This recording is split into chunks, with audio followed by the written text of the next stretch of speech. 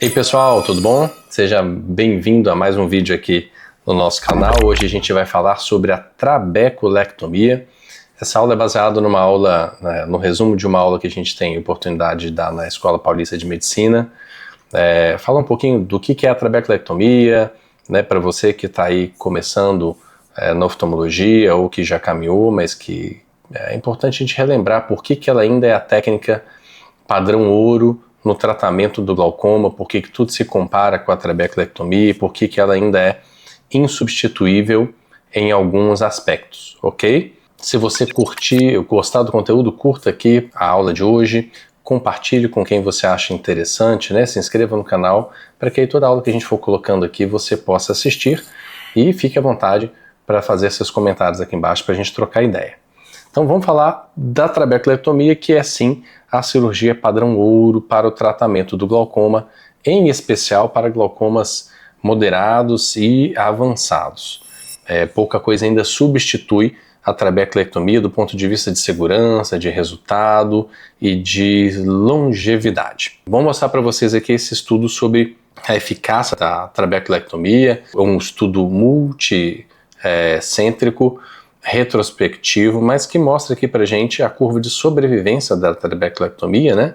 Até 80 meses, né? É difícil que você ache qualquer estudo de MIGS ou coisas assim com essas curvas de sobrevivência tão longas. E para você ver aí o sucesso completo, né? Ele chega na casa de 60% depois de 70 meses e de cerca de 80% num sucesso parcial, ok? Ou seja, aquele que você às vezes está usando alguma medicação associada para chegar na pressão-alvo que você queria. Então são números bastante satisfatórios, bastante robustos, que a gente não pode ignorar. Então ela entrega aí de 60% a 80% de sobrevida, de taxa de sucesso, 60% absoluto, 80% relativo, e é bastante satisfatório. A gente está falando aqui de 70 meses, ok? E quando a gente vê a redução média de pressão, ela é muito robusta. A gente tem aí números que saem de 20 e poucos, 23, 24 milímetros de mercúrio, caindo para cerca de 10, 11, 12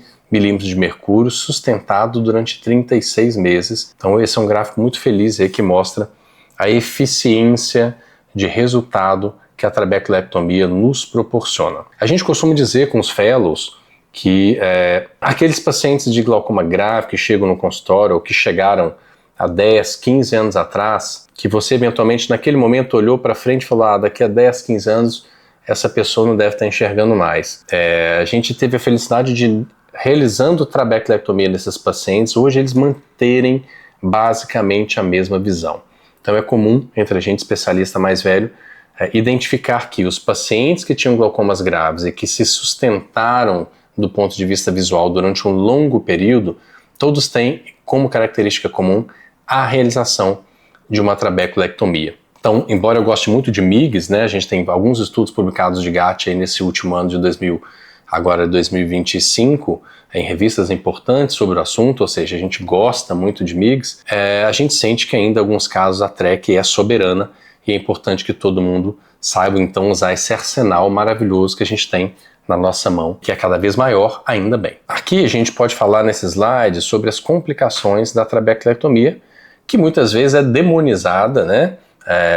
Fala-se, quando vai falar de comparar a trabeculectomia com alguma outra técnica cirúrgica, sempre mostra todos os pontos negativos de uma TREC que você não gostaria no seu olho, porque causa isso e aquilo.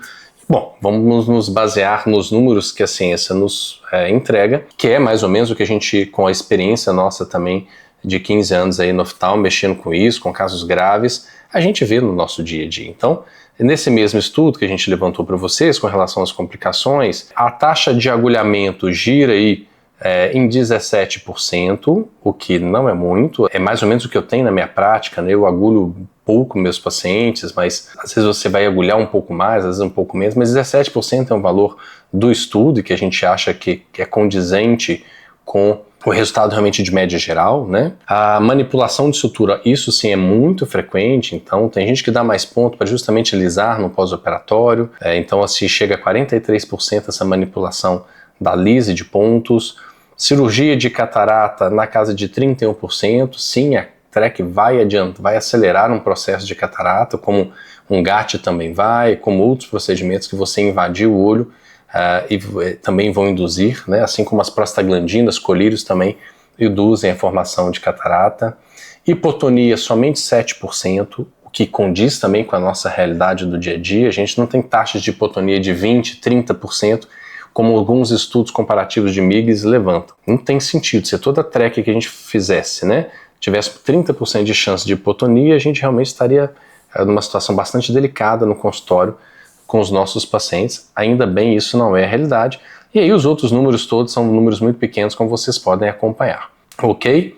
Então, no gráfico aí, na tabelinha de vocês, na tela de vocês aí à direita, né, de complicações da cirurgia durante o follow-up, né, buraco de conjuntiva menos de 2%, ifema na casa de 6%, vazamento na casa de 14%. Se você tem índices de Seidel elevados, técnica cirúrgica, tem que melhorar, né? Na prática, hoje em dia, eu tenho nulo, né? Assim, deve ser 1 em 100, que a gente acaba tendo algum Seidelzinho.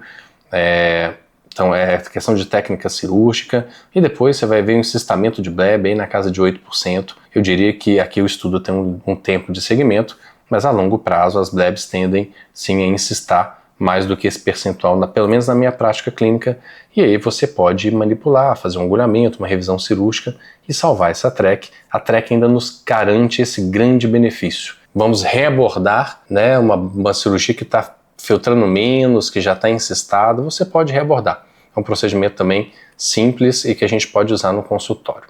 Com relação à técnica, é claro que vai variar um pouquinho de colega para colega, mas a gente obviamente faz tração corneana, a gente já não faz mais sutura de reto superior, então faz tração de córnea. Eu tenho por hábito usar a mitomicina subconjuntival, eu injeto a mitomicina na conjuntiva, não uso esponja. O uso da esponja é absolutamente válido, ok? Desde que você coloque ali, regule o tempo, não perca essas esponjinhas e lave bastante. Mas a gente tem por hábito usar geralmente a mitomicina 0,2 ou 0,3%, aí geralmente 0,1 ml subtenoniano, o mais posterior possível. Depois a gente coloca aqui o vídeo cirúrgico para vocês poderem entender como é que é essa técnica. Abertura conjuntival sempre base fórnice, né? Já não se faz base limbo mais, aumenta a chance de infecção, de fibrose, então base fórnice é soberana. Depois você faz uma cauterização do leito escleral moderada, você não pode cauterizar demais, porque senão você afina a esclera e você também acaba levando a um processo cicatricial muito intenso no pós-operatório. Não é necessário ser agressivo nessa cauterização do leito escleral.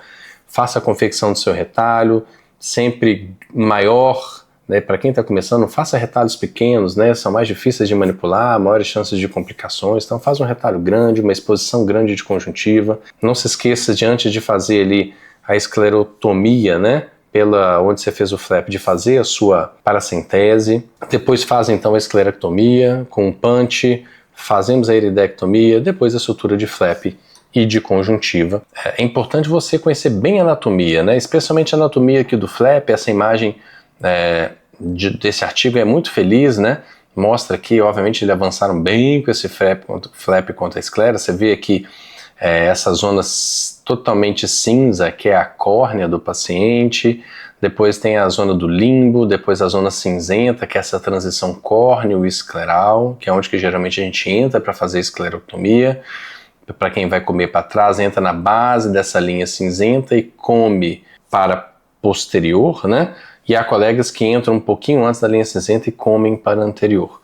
E depois a zona escleral propriamente dita. Então vamos lá, falar alguma questão com relação às questões de complicações intraoperatórias. A gente vai comentar um pouquinho, inclusive, sobre o manejo dessas complicações aí mais comuns. Então, esse é um estudo agora de 2015, né? Falando sobre a incidência de complicações intraoperatórias e pós-operatórias na trabeculectomia. Foram 75 pacientes, tiveram 5 complicações intraoperatórias, hemorragia de câmara em 21%, buraco conjuntival em 1,3%, hipotonia 1,3%, complicação do flap 4% e dificuldade em manter a câmara anterior durante a cirurgia de 1,3%. Então, aqui são outros estudos, né, baseados em cima do CIGITS, né, que é o Collaborative Initial Glaucoma Treatment Study, que aí tem um N muito maior, de 465 olhos. Então olha só, as complicações intraoperatórias dentro desse quadrado vermelho. Buraco conjuntival na casa de 1%, problemas de flap 0,7%, o teste, depois tudo muito pouco. O número significativo aí vai ter de sangramento de câmara anterior 8% e descolamento do coroide 0,4%. Então vocês estão vendo aí que as complicações são baixas, pessoal, são bem baixas, né? Então por exemplo, hemorragia de câmara anterior nos MIGs, a gente tem aí incidências de 15% a 30%, mesmo quando a gente está falando de um microdispositivo de drenagem dentro do olho do paciente, de bypass trabecular.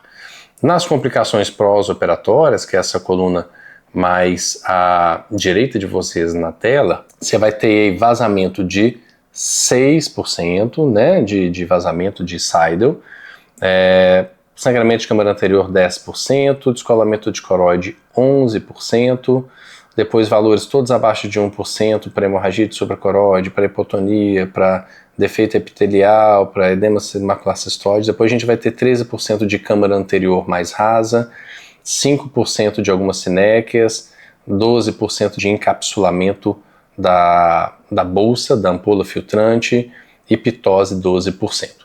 Então vamos lá, a gente está falando de uma cirurgia que tem uma sobrevida de 70 meses na casa de 80%, como a gente viu, e um poder de redução pressórico médio de 20 e poucos para os 10 baixo, né, 10, 11, 12, nenhuma outra cirurgia se compara a TREC nesses resultados, tanto de sobrevida quanto de redução de pressão intraocular, e eu considero esses números que a gente está vendo aqui na tela muito baixos, para a gente dizer que a TREC é uma cirurgia defasada, para a gente falar que é uma cirurgia de alto risco.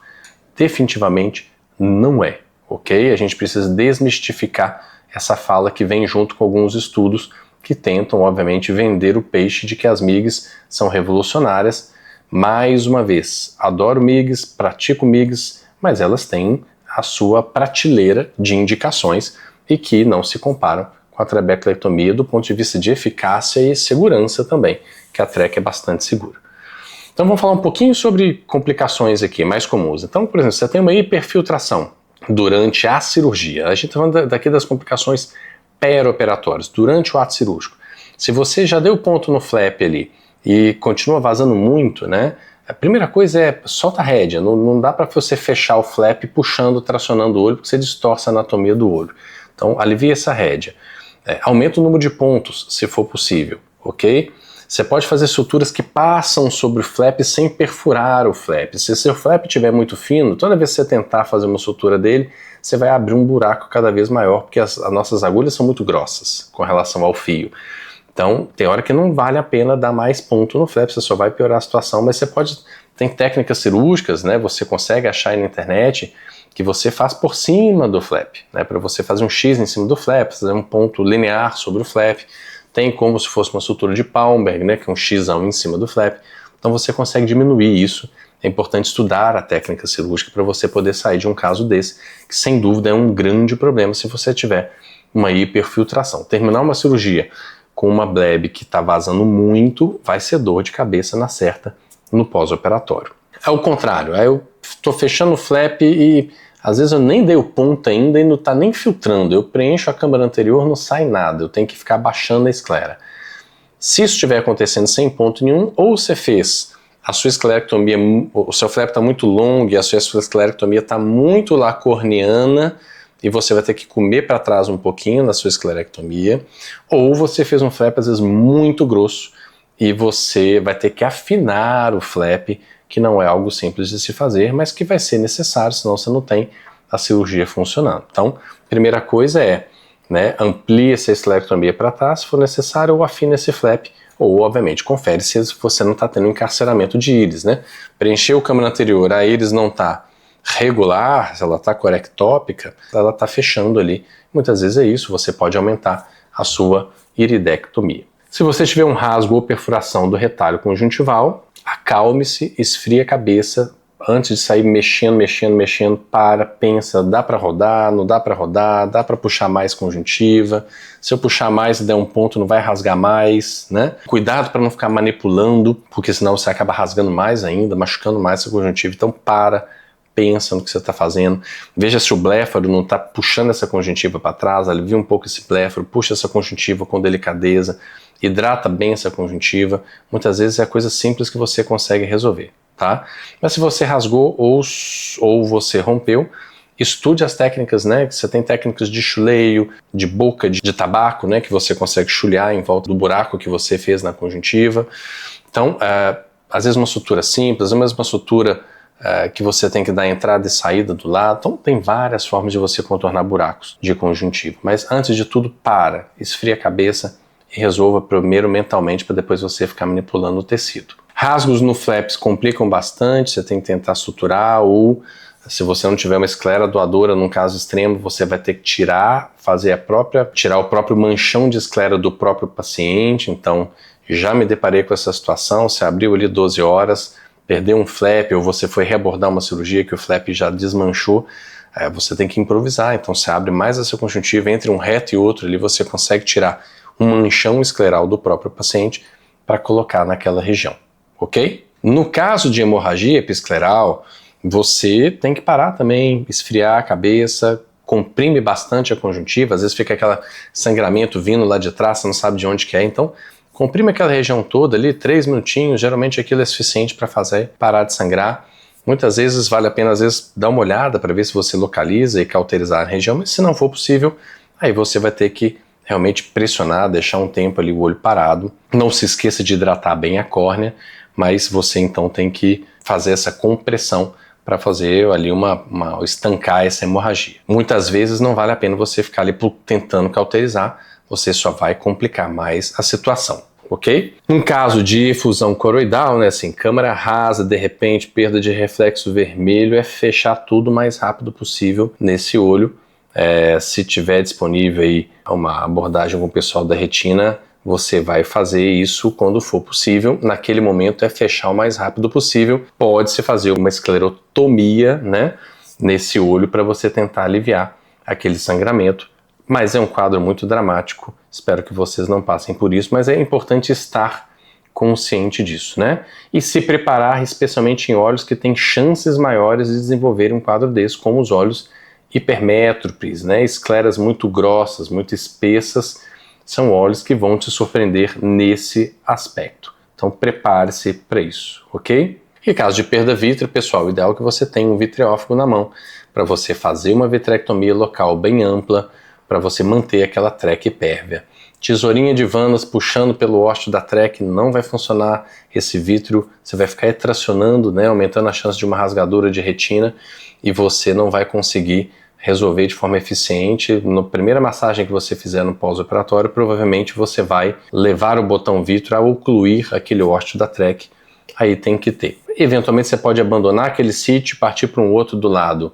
Não é o desejável, mas é uma solução, talvez em olhos que você realmente precisaria muito fazer uma traque, que é emergencial, é abandonar aquele sítio cirúrgico e partir para outro ao lado dele, se for possível. Se você, no pós-operatório, agora falando aqui das complicações pós-operatórias, se você se depara com uma hipotonia, uma câmara anterior um pouco mais rasa, ou até uma atalamia, você vai ter que tomar algumas condutas. Se for uma câmara rasa e uma hipotonia, na imensa maioria das vezes a nossa conduta é conservadora. Você identifica a causa daquilo e tenta manejar sem necessidade de voltar ao bloco cirúrgico. A atalamia, não, né? Então você tem que voltar ao bloco cirúrgico imediatamente e para tentar entender o que está acontecendo. Geralmente, em caso de atalamia pós-operatória, com aquele olho mais murchinho, você está diante de uma hiperfiltração do seu flap conjuntival.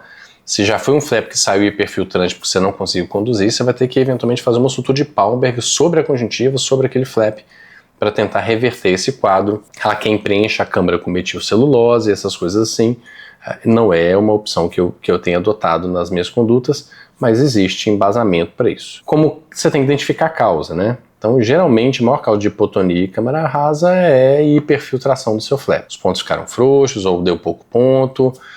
Então, assim, uma coisa que eu sempre falo com os residentes, né? Na dúvida, aperte mais o ponto, dê mais ponto, porque é mais fácil lidar com uma hipertonia no pós-operatório, que você vai lá numa lâmpada de fenda ou no laser e lisa aquele ponto, do que uma hipotonia, que geralmente você vai ter que voltar para o bloco cirúrgico para refazer sutura. Então, observa aí se não é Seidel, né, que está acontecendo. Às vezes a causa é isso, às vezes está tudo bonitinho, mas está com Seidel, então está levando uma hipotonia. Não sendo Seidel, se não é uma ampola muito filtrante que você fez. E aí, se for Seidel, vale a pena tentar um laser ou sutura, né, no bloco de novo, ou fazer um laser naquela região, um laser de argônio, ou reabordar no bloco cirúrgico de novo. Mais uma vez, assim, nunca sai da sua cirurgia com Seidel, pessoal. Dê quantos pontos na conjuntiva forem necessários para essa conjuntiva ficar selada. Aumenta a chance de endoftalmite, aumenta a chance de hipotonia, aumenta a chance de falência da traque. Não saiam com a sua conjuntiva vazando da cirurgia. Se não é Seidel e você acha que é uma hiperfiltração, você tem a opção de curativo, compressivo, você tem a opção de diminuição de corticoide mais precocemente ou reabordagem cirúrgica. Se você acha que não é uma ampola muito filtrante, você dilata o paciente, vai fazer o mapeamento, né? É importante fazer em todos. Você acha às vezes um descolamento de coroide, né? E você vai adotar aquelas condutas tradicionais de atropinizar esse olho, corticoide, né? Acompanhar durante 1, 2, 3 semanas, até 4 semanas, se você não tiver um descolamento muito grande, se for só periférico. Descolamentos muito grandes, né? Como próximos a kissing ou kissing, você deve reabordar para fazer drenagem desses descolamentos em bloco cirúrgico. Mas realmente só se forem muito grandes, na maioria das vezes eles se resolvem espontaneamente com tratamento clínico quando são esses descolamentos de coroide de periferia. Ainda com relação às complicações pós-operatórias, se você tem hipotonia e câmara anterior profunda, como a gente falou, pensa em drenagem excessiva, pensa em descolamento seroso de coroide. Se você, esse risco vai ser aumentado, né, de ter hipotonia em olhos míopes ou pacientes jovens, então você vai operar um olho míope, deixa os seus pontos mais apertadinhos, dê mais pontos no flap, a mesmo raciocínio para um paciente jovem, ok? Então aumente o número de suturas. E se mesmo assim você teve, né, considere diminuir o corticoide, fazer sutura transconjuntival, eventualmente provocar uma hemorragia dentro da bleb, né, que seria a ideia de um sangue autólogo, ou reabordar cirurgicamente. Já seguindo para o próximo slide aqui, se a pressão oposta, né, pressão elevada, e câmara anterior rasa, você está diante de um glaucoma maligno, né, ou um bloqueio ciliar. Câmara rasa, olho muito tenso, bloqueio ciliar, provavelmente você teve um misdirection, né, do aquoso indo para a parte posterior do vítreo, empurrando tudo para frente, você vai ter que reverter isso. Pensa também se não é um bloqueio da pupila, né, no ósteo, mais uma vez, CNQ ali, e está fazendo uma elevação da pressão, ou se não é uma hemorragia supracoroidal tardia, que também pode acontecer. Tenta dilatar esse paciente, ver se tem alguma questão, né, de coroide. Se tiver ali um abaulamento da coroide, faça o seu ultrassom para você saber se ele é seroso ou se ele é hemorrágico. Se você tem uma hemorragia de supracoroidal tardia, se for hemorrágico, né, a conduta é expectante, porque você tem que esperar que aquele sangue ele coagula, então não adianta você tentar drenar, não vai drenar, você tem que esperar de 7 a 14 dias para depois fazer a drenagem desse sangue coagulado. O pessoal da retina é importante estar com você te acompanhando nesses casos. E no caso do bloqueio ciliar, pessoal, de conduta aí vai variar um pouquinho entre os colegas, mas usualmente a gente atropiniza esses pacientes, entra com dorzolamida e beta-bloqueador tópico, a alfa-agonista também pode ser usado, né, que é a brimonidina.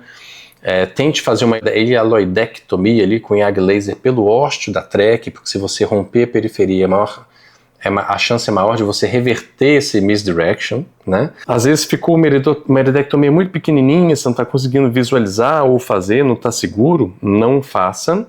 E você pode tentar em olhos pseudofásicos romper, fazer uma capsulotomia posterior, mas às vezes isso não é suficiente, porque a borda da lente não deixa com que o aquoso saia ali da câmara vítrea e passe para a câmara anterior.